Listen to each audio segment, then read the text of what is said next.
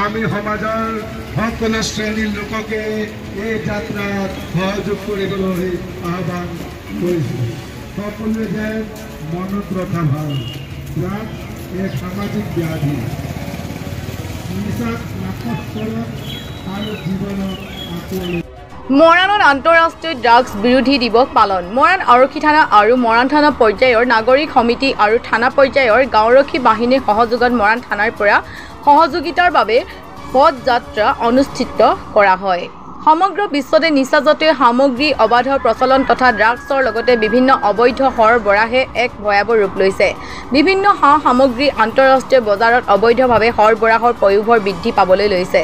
জনসাধাৰণক ড্ৰাগছ আৰু নিচাজাতীয় সামগ্ৰীসমূহৰ লগতে সৰবৰাহৰ বিৰুদ্ধে সজাগ কৰিবলৈ আন্তঃৰাষ্ট্ৰীয় ড্ৰাগছ আৰু অবৈধ সৰবৰাহ বিৰোধী দিৱস এই কাৰ্যসূচীত মৰাণ আৰক্ষী চক্ৰ বিষয়া গৌৰৱজ্যোতি চুতীয়া, মৰাণ আৰক্ষী থানাৰ ভাৰপ্ৰাপ্ত বিষয়া নীলম সঞ্জীৱ নাথ, সমাজকৰ্মী পবিত্ৰ চুতীয়া, মিলু খান, মোহনলাল উপাধ্যায়, মৰাণ আঞ্চলিক ব্যৱসায়ী সন্থাৰ সভাপতি ময়ূৰ বৰুৱাকে প্ৰমুখ্য কৰি স্থানীয় গণমান্য লোকে অংশগ্ৰহণ কৰে।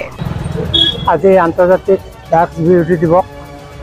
ইয়াত মৰাণ থানাই সকলোৰে সহযোগত এটা প্ৰচাৰ অভিযান আৰম্ভ কৰিছে আৰু ইয়াত ৰাইজৰ সহযোগিতাটো খুবেই প্ৰয়োজন।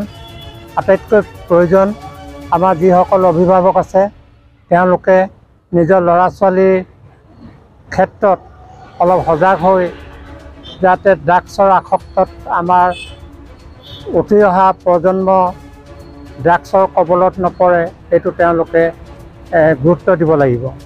আৰু থানাৰ যোগেদি আজি কাৰ্যসূচীটো সমগ্ৰ পৃথিৱীৰ লগতে মৰাণ থানা এলেকাটো এই দিৱস পালন কৰা হৈছে।